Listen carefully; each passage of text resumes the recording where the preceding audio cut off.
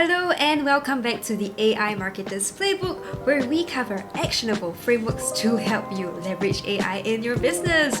I am Audrey Chia, your host, and today I have with me someone super special, Claire Farwell, the founder and CEO of AI Claire, a business dedicated to empowering non-technical entrepreneurs and integrating AI in their businesses. Now, with over 30 years of experience across industries like automotive, tech, and finance, Claire is a seasoned AI educator and strategist who has worked with Fortune 500 companies. Welcome to the show, Claire. Hello. Nice to see you here. Yes, I was really looking forward to this chat. We would love to know, right? What has your journey been? It seems like you've done quite a lot in your life, and how did you, pivot and find your way into the world of AI? Yeah, I think it would be quicker to say what I haven't done because I've been around the sun a few times. And I think that all my experience throughout those 22 countries I lived in and all those industries, some of the ones that you've mentioned, it was really natural that I came to be here right now. And I think the last part of it would be 5, 6 years in edtech. I wanted to upskill myself, and lifelong learning is something that I dug into then and haven't stopped, because I think once you do start learning, then it becomes something that's part of your life. So for me, it became so much part of my life that it actually became my work, because I enjoyed upskilling through doing an alternate MBA. The company that was providing those MBAs then said, work for us. Then I opened the United Kingdom, and we're a tough bunch. I was talking to them during a lot of the pandemic as well, which is, obviously I spoke to a lot of people. There was a lot of people with nothing to do. And understanding why people wanted to upskill, professionals, non-professionals, people that wanted to return to the workplace, maybe start a company, fancy themselves as an entrepreneur, or want a promotion, all the different reasons. And it was so amazing to just hear people's stories. Yeah. And I love those stories so much. And then I went over to the B2B side and then started selling a range of a portfolio of different programs to companies. And then from there, just to sort of wrap this up, you're lucky that it was only the last 6 years I'm talking about. I was asked to go and help start a female first community with emerging tech being the focus. Well, AI, November 22, came in, and obviously that pushed itself to the foreground. And so I started learning. I went down the rabbit hole of learning about tools and prompting and everything that it was. And then because it was kind of contagious and I posted a lot of things on our community, then I was asked to teach.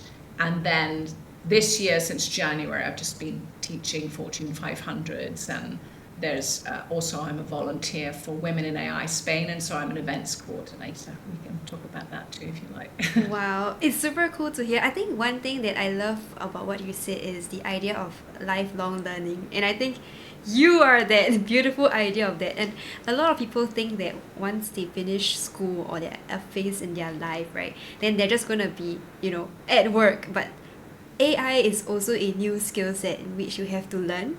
And for me, it was like prompting felt like a new type of copywriting that I had to slowly figure out and master. And I would love to know, like, from your experience, coaching and delivering workshops for these companies, what are some of the key challenges that people usually face?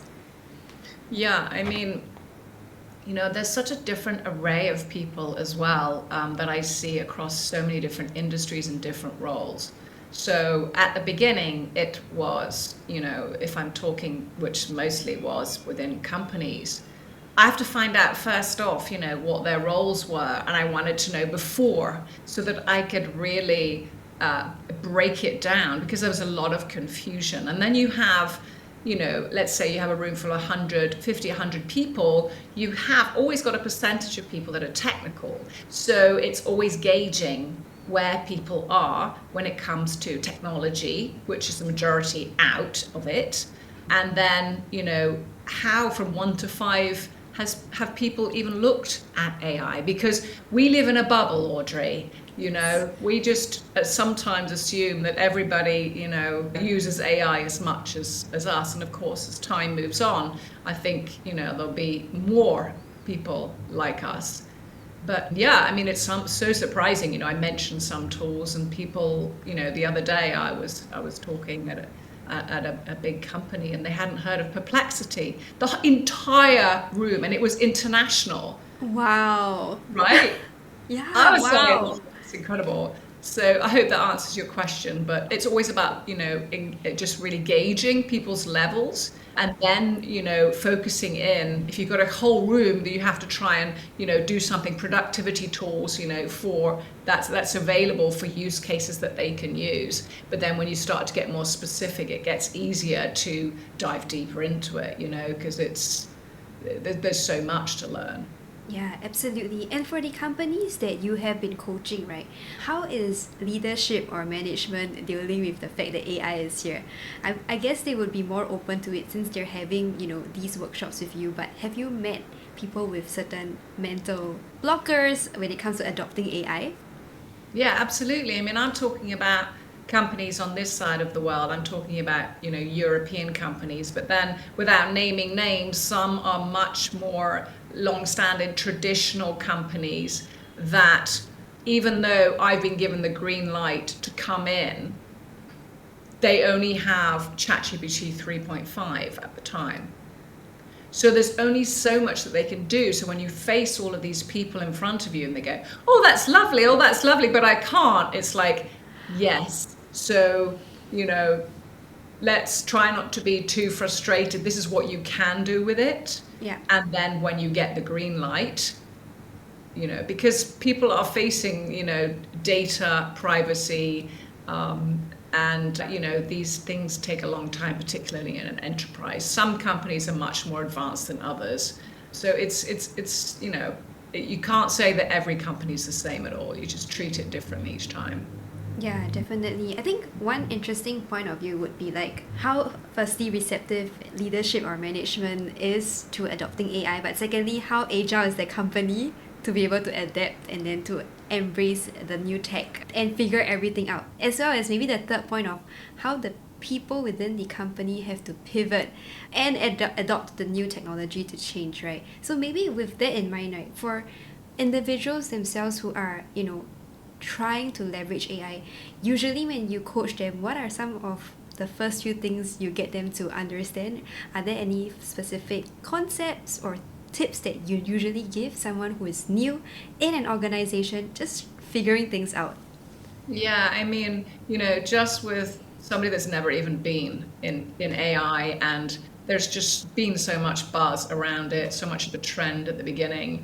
And the reality now is, as far as companies, that it has calmed down, that people have stepped back, are starting to ask questions, that, this is my data, this is privacy, ethics, which I drum in all the time. These are the steps we need to take. We need one tool, or we need to sort of, do side-by-side testing with tools. But when I have that person, that individual, a lot of the time it's just complete confusion, and there has been too many things to choose from, too many tools, too much reading.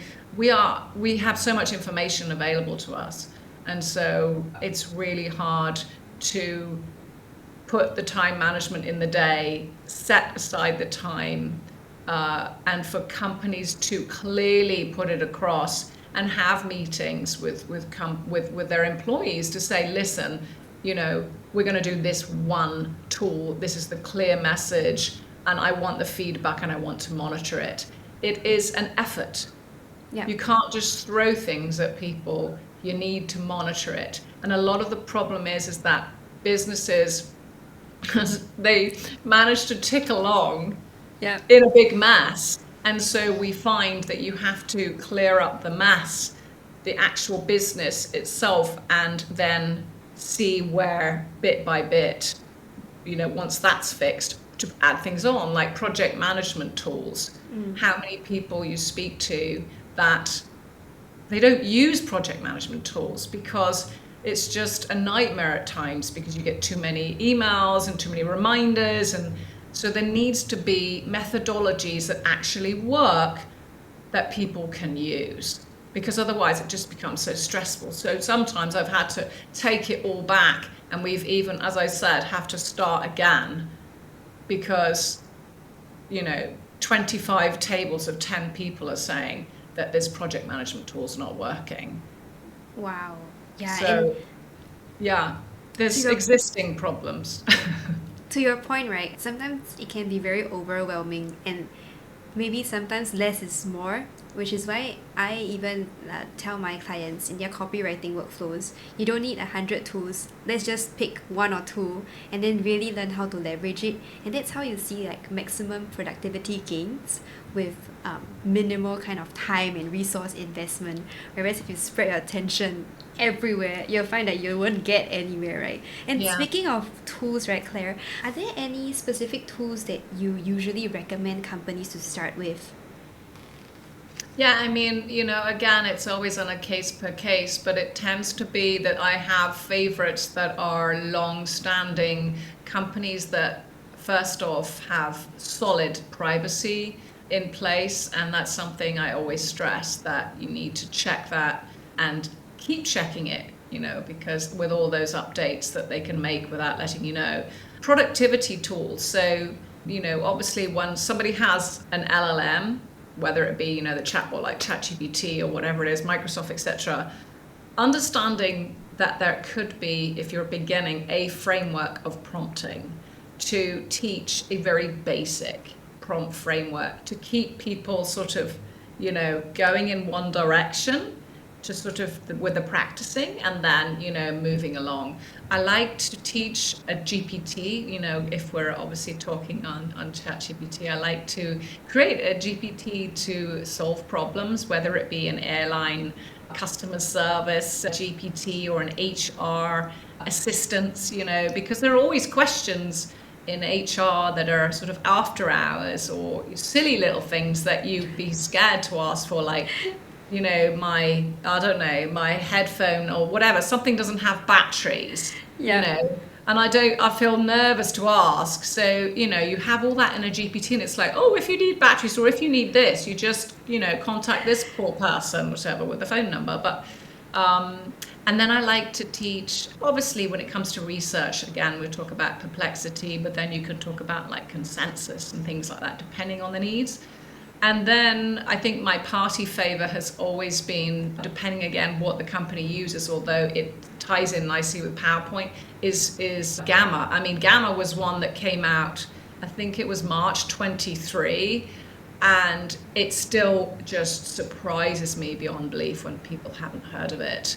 To create a presentation with your theme, with your, with whatever it may be, whether it's copy pasting or whether it's give me an idea for a presentation with however many slides you want. And I joke, it's like, I can't even, the kettle will have not boiled, by the time that my presentation's ready. It's incredible. And of course, companies like that, you're not surprised that they're still here. So I would say that's a good go at it to start with. Those are some solid favorites of mine. I love what you said about like using tools for not just copy, right, but like for research and even productivity, right? Because there are so many ways to use AI tools. For myself, I like to start from a problem first approach, like what do I need to solve, what can I operationalize or streamline, then I work backwards and search for the tools that best suit my needs. And a thing about like AI is you can also use it in your day-to-day life, right? I am using it to streamline some workflow stuff at work, but in my day-to-day life, I ask it for suggestions. Do you also use AI in your everyday, Claire? Oh yeah, absolutely. I mean, I wanted to also touch upon it. It's like you said as well. It's like if it's an individual or if it's a company, the communication has to be there, that everyone understands where they need to go in and fill the gaps and to help. But sometimes they don't know what tools can do that either. But finding out where the problems are is a good start, and then go from there. I use it. I mean, it's just ChatGPT like everywhere on my web browser or in my pocket. I mean, it just helps with everything. I mean, I'm really fortunate. I don't really sort of do much on the what the heck is for dinner thing anymore because my husband generally has that one down. But having said that, he now has ChatGPT so that, he can deal with all of that. I think for business ideas as well, there's a new business idea that's brewing, and it's just incredible as a thought partner to, it's particularly with Canvas and ChatGPT when you have the paid for. It's absolutely amazing how, it can just before your eyes, just you can shorten and lengthen the content creation as well. I mean, you said outside of work. I would say, I mean, I use it. Yeah, my thought partner would be the biggest thing, really, for what would I do without it kind of thing. Yeah, sometimes I have conversations with ChatGPT on my phone, right? Just because I want to bounce ideas. I can just share something, then I'll ask, so what do you think? And then I will wait and see what it thinks. And then it helps me to synthesize some of my thoughts, as well as gives me different perspectives, which is what I appreciate, having that third person's or AI's point of view on something. Then you get to reflect on whatever you just thought about, which also helps me in a sense to come up with better solutions or more creative solutions. Yeah, it's amazing because of the memory, then you can keep diving deeper and deeper and deeper when you're trying to find like the name of a company or something like that, and just adding all of this. There's no way that, I don't know how we did it before, we just didn't. It's like now you're so used to AI, the non-AI life seemed impossible. It Yeah, feels even like a world of even difference. for travel, right? With travel, it's like you can tell you all updated information on flights and best routes, see whether you're using, like, I don't know, like Kayak or an Expedia, GPT. I mean, it's incredible. Yeah, and I think you also, since you talked about lifelong learning, right? Do you use AI as a way to like upskill yourself or pick up a new skill? No, but I have taught that is something that can happen. But I'm so busy with all the other programs that I'm doing and Duolingo, which is I'm on 160 days of German, which, again, it's like that's like a disease, Duolingo. It's like, stop already. I would probably learn even more. I've tested it out, I remember when it first came out, I was in LA, must have been, the voice. It must have been like, I don't know, in, what was it? I don't know, September or something. Yeah. And my husband was just laughing because I'm speaking, I speak like 5 languages. So I'm like speaking in Wow. Italian, and then I'm speaking in German, then I'm speaking in French, and then in Spanish. And it's just like, it's just mind blowing. So perhaps I should do more of it and just say to heck with this Duolingo 150 German streak. Duolingo has got you hooked, Claire. You should be their poster girl. Like, Yeah. I speak Oh, 5 languages, not on it. well, I was teaching all those workshops in Germany, for Yeah. Lufthansa Group, and I was like, I speak sort of 50% German. When you have a language, you need to have a reason to learn it, right, to practice. And then, I started, so I guess I'm still on that roll. I love that. I absolutely love that. I really love that you're so passionate about learning, and learning can come in all forms, whether it's like AI or languages, right? But I also love to know, let's talk about something that you are actually using AI for. I know you previously mentioned using AI for vision boarding. Is that something that you're currently doing, and how do you do that? Oh, right, yeah. Well, I mean, in my day-to-day, because I teach so many workshops, first off, I create workshops with AI, particularly with Canvas. It's absolutely incredible. And then I have GPTs. And then I produce a newsletter once a week. So again, I have a GPT for that, which, thank goodness, because I've been doing this for every Friday since January, and it's just me. Wow. Sometimes you think, am I going to have a Friday where I can just take the whole damn thing off? Sometimes I do, because I don't publish it till Saturday, Sunday. But I have the newsletter assistant GPT. I like my videos, so Descript is an incredible tool that I use to, once I've generated my scripts, put in, and then I can just bang out these videos which it adds caption and green screen and even moves, the eyes straight forward. kind of makes me look a little bit like an avatar of myself at times, but it won't be long. And yeah, and I mean, just so many other things, but those would be the major things. And obviously content calendars and using Supergrow as well as my help for setting out my planification of the posts and them going out so that I can, be doing something else or teaching and, not have to worry about posting or where it is. Right. It's like having a companion to do the work for you or an intern to get stuff done so that you can live your everyday life and breathe a little easier. And Yeah. I think that's the amazing part about having AI, right? It's not just like a tool, right? It's basically a way for you to increase your productivity so that it frees up time for you to do other things that you like, whether it's walking your dog or, focusing on higher level work. Oh yeah, no, I'm a keen tennis player, and I'm actually going to break a world record in swimming. So I'm training like a bit mad, a lot of swim training at the moment. So generally, like, I've got like goggle marks. I probably do have goggle marks underneath this. Wow, Claire, Yeah. what can you not do? What are you not doing? Well, no, that's what I'm doing now, but I'm sure, like I'm always doing something. And I ask myself, what is it with me that I have this burning desire to do things to a certain level? But yeah, you can have a few passions, I guess. I would love to deep dive a little into that because I think that's very interesting even for us as listeners, right? What do you think is the thing that drives you and in so many aspects of your life, right? Because it seems like you're driven in like the AI coaching space. You're also driven in, doing great work for your clients, learning new languages, and of course sport. Like, what do you think keeps you going? Well, I've only got one life. So if I don't do it now, when am I going to do it? When am I going to try it? I was born like this with a drive. I did have breast cancer in 2010 when you have when your body is put back together again. Well, that made it worse. That made me twice as bad. Hungry and passionate. I wouldn't say it's bad. I had like a year of being put back together. My husband was probably, great. And then it was just like, go again. So I think the fire and passion is something that I deeply admire because I think it's that zest for life, right? Like being able to give it your all. And it's a very satisfying feeling professionally and personally.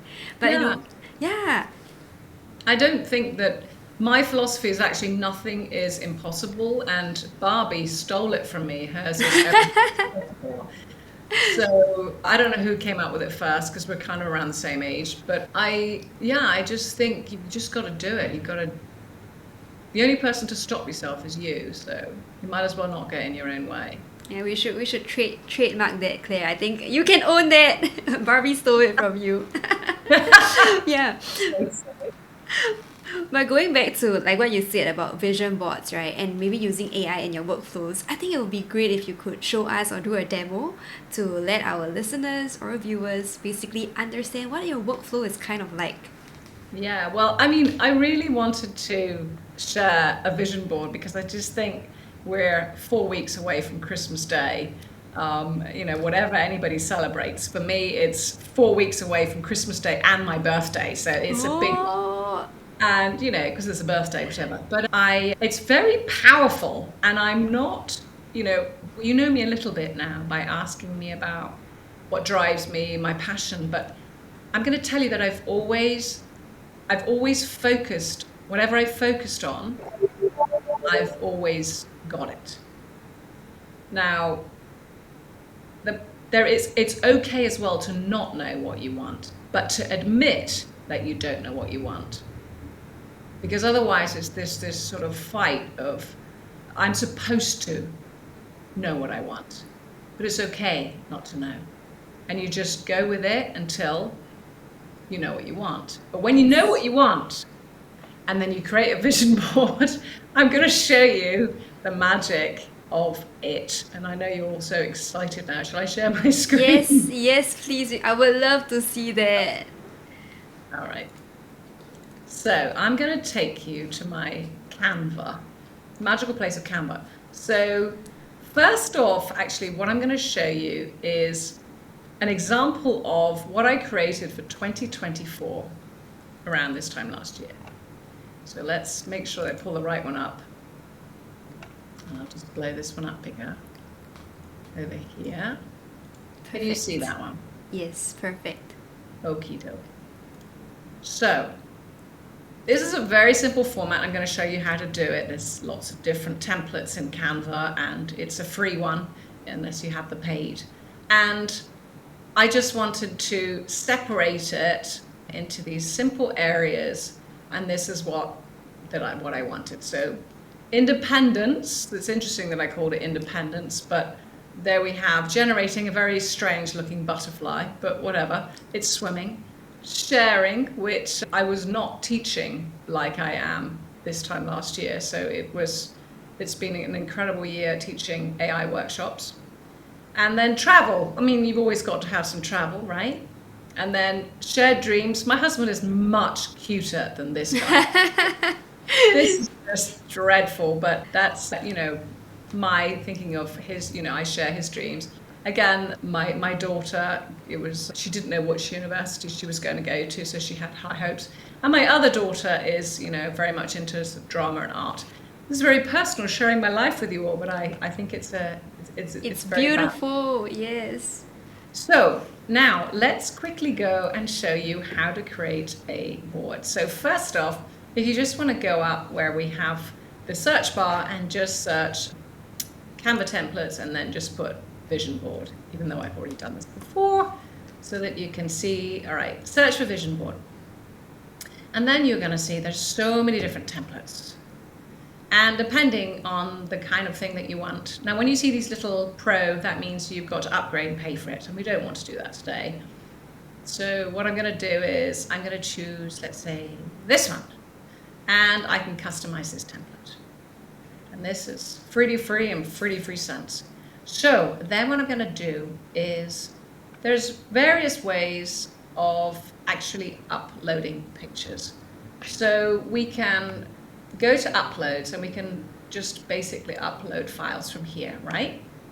Or we can also go into Magic Media and we can actually create something. So let's say I don't want the Eiffel Tower and I want, let's see, what shall I put? Something, the Taj Mahal. Oh goodness. I don't know why I've chosen this. But create the Taj Mahal. Oh gosh, I hope this is the right spelling, on a summer's day. This is getting really finicky. Right. I'm excited to see what it comes up with. Well, for goodness sakes, let's watch the pretty little icons and see if it understood anything of what I said, or if I spelled. Oh my gosh! Oh wow, that's pretty good, no? That is good. Oh, I've got 4 wonderful versions. Well, you know what? I'm going to go for the colourful one. So Great choice. Put it in that. No, there it is. So that's my travel. I want to learn German. Let's say, right? I want to learn a language. Learn French language. Give me a scene. I could have put the Eiffel Tower in there. No, couldn't I? Give me a scene with French cycle and castle. I mean, what are you going to do? I loved it. So now, what am I doing? Okay, well, now I've got to actually take this off, and I'm going to redo this here, and I'm going to cheat the system, because we're not going to do all of these because we don't really have time for this, folks. But let's go back to Magic Media, and I'm going to copy and paste that, and I've got no more credits. Well, now I'm going to upload something, people. So let's just upload this entire thing. Wait a minute. And I think the great part about Canva is you can either generate AI here, or you can generate AI on ChatGPT and then you plug it in, right? Or like Meta AI is pretty good with visuals as well. Relax, right, whatever. So yes, exactly. ChatGPT, something that I did yesterday actually was absolutely incredible. Another thing that I do a lot of is, I don't know where that is actually, is, yeah, creating an image. Yesterday I had to do something to pretend like I was in a studio, create an image of a bare studio with a camera or with a light. And it's just absolutely crazy how good it's got. Obviously, we use ideogram for when we want to put text in. Yeah. But ChatGPT's got a lot better, don't you find? Yes, it has improved by leaps and bounds in the past couple of months, even for Right. copy. Like I'm very impressed by how much it has evolved. Do you remember when it used to have, like 6 fingers on a hand? Right? I mean, like crazy. Anyway, just in case somebody has not ever tried DALL-E and ChatGPT, there is the beautiful Minimalist Studio. So, you can actually, put this onto a green screen and then, have your image in front. It's amazing. But let's not get distracted. So you get it, right? This Yeah. is how we create it. We can change this. We can, have vision board, my vision for 2025, whatever we want to do. You can get really creative. And then when you want to share it, well, you just simply go here. You can have, anyone with a link. You can download it, and then obviously different formats in order to download. I wish we had loads and loads of time to go over it, but what I want to show you and go back to is the power of a vision board. And this, remember, my 2024, what I wanted? Yes. Well, I want to share with you what happened in 2024. So, I just did my first 4-kilometer. I didn't know that I was going to start wanting to, beat a world record. Anyway, this was my Wow. first 4K open water. Was actually 2 Saturdays ago, and there I am, happy as Larry. This is me sharing a recent masterclass on AI ethics to a business school here in Barcelona. Obviously, I had to go and travel and find some of that. My husband was singing the national anthem at a variety of sports events. So it's, he's an artist. Let's just leave it there. My daughter won an award for the play that she was in as a risk taker. She's kind of like a mother in that aspect. Ooh, sounds then- familiar. Right? And then it was in Greece. And then my other daughter got into Edinburgh University, and she is now in the Royal Navy as well and training. She wants to become an F-35 jet pilot. Wow. Studying Chinese and international business. So enough of me being the doting mother. I'm going to stop sharing and find you again now. Wow. But it's so amazing that whatever you pictured in that vision board just fell into place. Yeah, no, and it did, didn't it? I'm like, oh my goodness. I mean, to keep it simple, just choose, don't go putting 20 things up unless you really, you really have to.